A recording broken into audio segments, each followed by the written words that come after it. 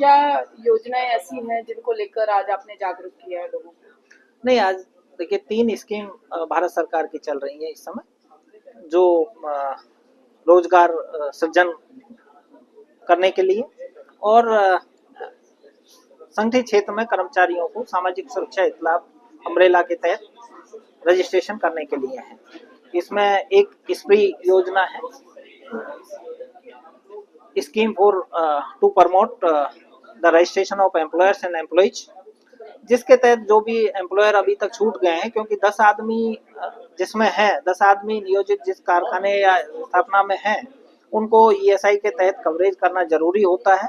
लेकिन जो अभी तक छूटे हुए हैं वो उनको कवरेज कर लें, तो यदि वो कवरेज करते हैं तो उसके अब तक उसके बारे में ना कोई उसका इंस्पेक्शन होगा, ना पिछला कोई कंट्रीब्यूशन उनसे मांगा जाएगा, ना इंटरेस्ट देना होगा, ना हर्जाना देना। ये कब से लेके कब तक स्कीम? ये 1 जुलाई 2025 से शुरू है और 31 दिसंबर 2025 तक जो रजिस्ट्रेशन कर लेगा एम्प्लॉयर, उसके प्रति कोई कार्रवाई नहीं की जाएगी और जिस दिन से उसने रजिस्ट्रेशन किया है उसी दिन से उसका रजिस्ट्रेशन फाइनली मान लिया जाएगा। तो सेकंड, दूसरा, जो ऑलरेडी कवर्ड एम्प्लॉइज हैं, कवर्ड एम्प्लॉयर हैं जो पंजीकृत हैं ईएसआई योजना के तहत, लेकिन उनके भी कुछ कर्मचारी यदि छूटे हुए हैं तो उनका भी यदि वो रजिस्ट्रेशन कर लेते हैं तो उसके संदर्भ में भी कोई पिछला कंट्रीब्यूशन और इंटरेस्ट डैमेजेस नहीं मांगा, नहीं पूछताछ नहीं की जाएगी, ना कोई इंस्पेक्शन किया जाएगा।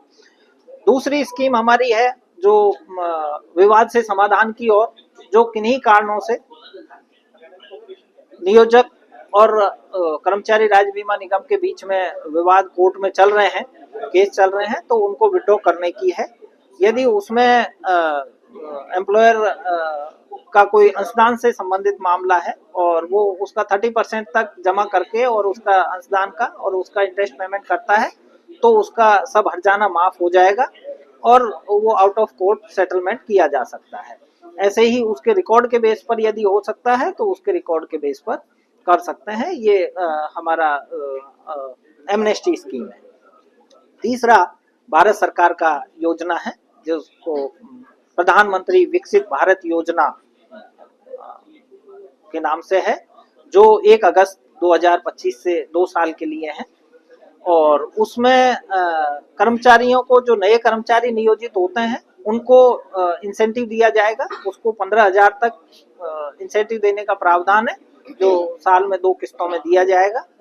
और जो एम्प्लॉयर नए रोजगार देते हैं उनके लिए भी इंसेंटिव है कि उनको 3,000 रुपए तक इंसेंटिव पर मंथ पर एम्प्लॉइज, नए एम्प्लॉइज नियोजित करने पर उनको दिया जाएगा और वो 2 साल तक है। मैन्युफैक्चरिंग सेक्टर में वो 4 साल तक रहेगा और उसके लिए भारत सरकार ने 99,446 करोड़ रुपए का प्रावधान किया हुआ है। सर, तो आप क्या कहना चाहेंगे एम्प्लॉयर्स को, और कि ये जो 3 स्कीमें हैं मुख्य रूप से इसका बेनिफिट उठाएं और कर्मचारियों को भी दें?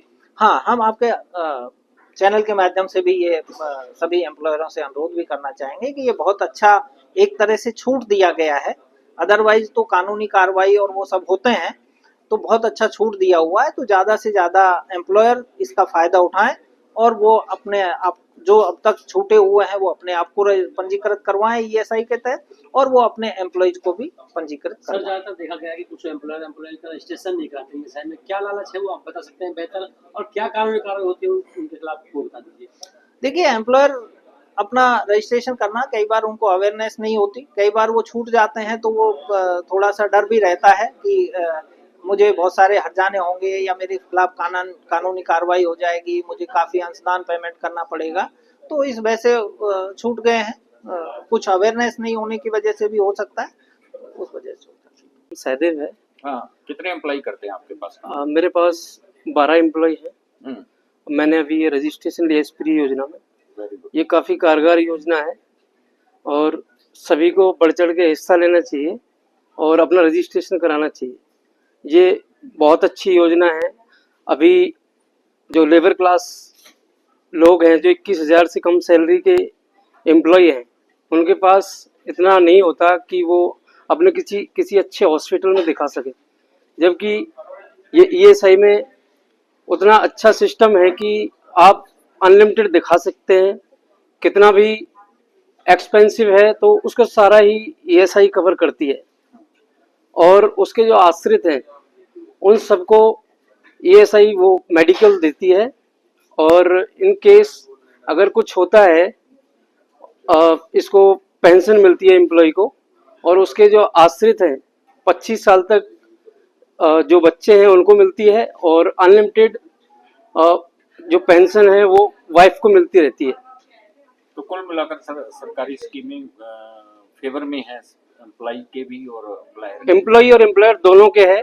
अभी एम्प्लॉयर के पास कोई काम कर रहा है एम्प्लॉय, सपोज दैट कि वो कहीं से गिर गया, लग गई या फिर मिसहैप हो गया, तो इसको ईएसआई पूरी तरह से जो खर्च है उसका वो देगी, और ये बहुत अच्छी योजना है, सभी को बढ़ चढ़ कर हिस्सा लेना चाहिए। धन्यवाद। मैम, एम्प्लॉयर को बहुत लाभ है और इसका जो है कर्मचारियों को भी बहुत लाभ होता है। अनलिमिटेड ट्रीटमेंट मतलब मेडिकल फैसिलिटीज मिलती है। खुदा न खास्ता कुछ मिसहैपनेस हो जाता है, कोई अंग कट जाता है, कुछ हो जाता है, तो उसमें पेंशन स्कीम है।